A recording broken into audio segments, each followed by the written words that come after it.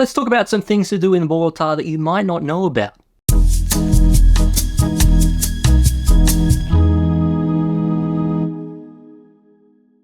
Hi all, I'm Ezrado and you're watching my travel channel where I talk all things Colombia. So if you've had a look around the internet of things to do in Bogotá, I've no doubt you've seen some of the same suggestions over and over. Things like Monserrate, the Gold Museum, La Candelaria area in general, and all the stuff over that way, and maybe Andrés Carne de Res if you've been looking for restaurants.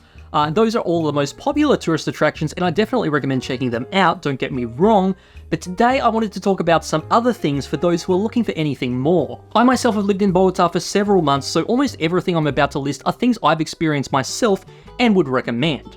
So without further ado, let's get to my first pick, the Torre Colpatria. If you're looking for an amazing view of Bogotá, Monserrate is no doubt the best, but for something a little different that's closer to the city's ground level, I'd recommend going up to the observatory deck of the Torre Colpatria, or the Colpatria Tower. Located in the international center of the city, this was the tallest building in Bogotá for a while until it was superseded by a couple of others, making it now the third highest in the city, which is still pretty tall. At 196 meters or 643 feet, it's not going to win many competitions for the tallest buildings on a world scale, but for Colombia, which isn't usually known for skyscrapers, it does stand out quite a bit. This is only accentuated by the fact that at nighttime, the building is lit up in bright colors, usually Colombia's national colors, but sometimes patterns and animated images for various events. From the observation deck, you'll get a 360-degree view looking out from central Bogotá in all directions. At most angles, you'll be able to see right out to the horizon, but you'll also get a great view of the mountains that flank the city, including Monserrate. I'd personally recommend coming on a Friday or Saturday to watch the sunset, as on Friday the observation deck is open until 9 PM and on Saturday until 11 PM, whereas Monday through to Thursday it closes at 3:30 PM. Just be sure to account for the queue, which tends to be pretty long during the late afternoon. Moving on to my next pick though, let's talk about Parque Simón Bolívar. This is a metropolitan park right in the heart of Bogotá, and it honestly astounds me how little people talk about this as it is huge. At around 360 hectares, this park actually exceeds the size of Central Park in New York. As you'd expect from a park this big, there are quite a handful of things in it to see and do. Besides strolling or cycling along its many paths, the park is home to a lake where you can go kayaking, an arena for concerts, an aquatic centre, a sports centre, several soccer fields and basketball courts, a library, along with an entire amusement park. Technically, this space is a collection of individual parks which all together make up the greater Simón Bolívar Park, so that gives you an idea of how big it is. As said, it's located in the heart of Bogotá, specifically in the district of Teusaquillo, which is a relatively safe middle-class area of the city.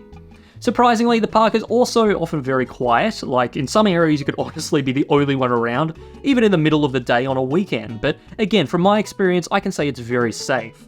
If you're looking for somewhere peaceful to just chill with friends, or maybe go for a stroll with family, this would be an ideal choice, and with the expansive area of green spaces where you can lay down and soak up the sun, it's a perfect oasis from the hustle and bustle of the rest of the city. For my next pick though, let's talk a bit about graffiti. You mightn't know, but Bogotá is actually one of the biggest cities for graffiti in the world. In fact, in 2023 it was ranked the 7th most Instagram city for graffiti worldwide. You'll no doubt see a lot of it wherever you go in the city, but if you want to see some highlights and learn a bit more about the local scene, then I'd recommend taking the Bogotá Graffiti Tour. This is a roughly 2.5-hour walking tour, starting at the Parque de los Periodistas, a couple of blocks down from the Gold Museum in Santa Fe. Here, just look out for a guide. There should be someone advertising the tour at 10 AM every day of the week, and also at 2 PM from Friday to Sunday.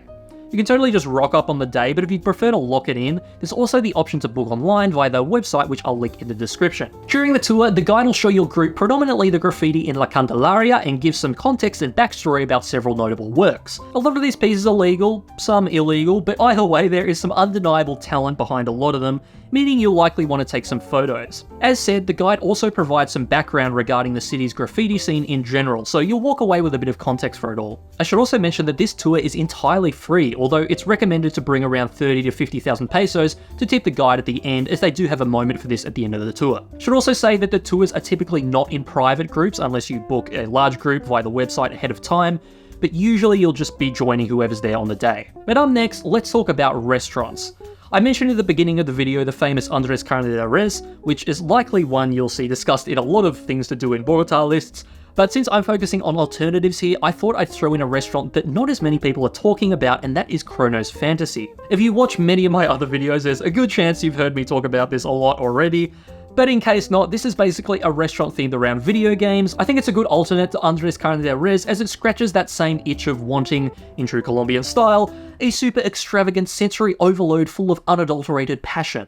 In the case of Chronos Fantasy, every inch of the place is littered with video game decoration and paraphernalia, from arcade machines to life-size characters to LCD panels showing game trailers to collage seats, and most notably the TVs hanging from the ceiling at every table with a Switch or SNES hooked up so you can play games while you wait for your food.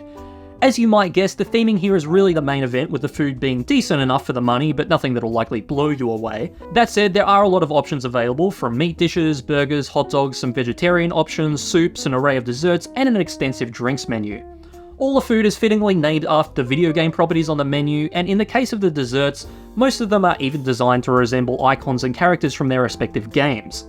Price-wise, you could honestly eat here at any budget, as the dishes range in price quite a bit, but again, just don't expect anything gourmet. As for locations, there's one in the Plaza Central shopping centre in the Puente Aranda district, but I'd personally recommend the other one, which is in Los Barrios Unidos, a bit further northeast. Anyway, the next pick I've chosen for this list is the one thing I actually haven't experienced myself yet, but it is something I would like to do at some point, and that is checking out the Teatro Colón. This is another thing to see in La Candelaria district, but probably not something you'd notice, as it's fairly inconspicuous on the outside. The inside, however, is a different story. This is the main theatre of the city, and once again, I haven't actually been inside myself, but from the photos, it looks absolutely stunning. Modelled in 1885, the architecture of the auditorium is very ornate and neoclassical in its design, and was apparently modelled in its layout after the Palais Garnier Theatre in Paris. More recently, it underwent 6 years of renovations before reopening in 2014. As beautiful as it is, I must say, I haven't noticed there to be an extensive program here, or really at any other Colombian theatre for that matter, at least in terms of musicals. Instead, it seems more focused on national orchestral performances and the occasional play. If you're not interested in seeing a show though, you can still have a look at the theatre via the tours that are offered on Wednesdays and Thursdays at 3 PM, as well as Saturdays at 12 PM and 3 PM. I'll link the booking site down in the description, just bear in mind that tours are only offered in Spanish. Anyway, those were 5 alternative things I'd recommend doing in Bogotá, but as a thank you for sticking all this way, I actually have a bonus activity that technically isn't in Bogotá, but is something you could do in a day trip from Bogotá. So you may have heard about the Sol Cathedral in the nearby town of Zipaquira. It's probably the most talked about day trip activity outside of Bogotá, and so to give you an alternative to that, I thought I'd bring up a somewhat lesser known tourist attraction, and that is Lake Guatavita. This is actually closer to Bogotá than the Sol Cathedral, and I'd recommend it just as much. It's essentially a circular lake inside a crater with some very significant ancient history. Basically, it was used by the Muisca people during the initiation of their new leaders. In a ceremonial ritual, they'd apparently throw offerings of gold into the lake. Murmurings of this would eventually reach Spain and kickstarted a lot of the El Dorado legends that drew the conquistadores to the region in the first place. Some unsuccessful attempts were made to drain the lake to uncover the gold throughout history, until it would eventually become a protected national park. Although a relatively small amount was recovered, it's quite possible that there's a wealth of gold lying at the bottom of the lake to this day. If that sounds intriguing to you and you'd like to see the lake for yourself, I did a whole separate video explaining how to get there from Bogotá and join a tour. I should probably make the disclaimer that it's forbidden to actually swim in the lake. The most you can do is to see it and hear about its history in a walking tour, but from my experience, I'd still totally recommend it. With that though, I'm going to end this one here. Those were 5 alternative things to do in Bogotá, plus an extra day trip activity. And if you have any questions about anything on this list, let me know in the comments and I'll do my best to help. Otherwise, thanks for watching all this way. Feel free to like, subscribe, bell, and I'll see you in the next one. Ciao!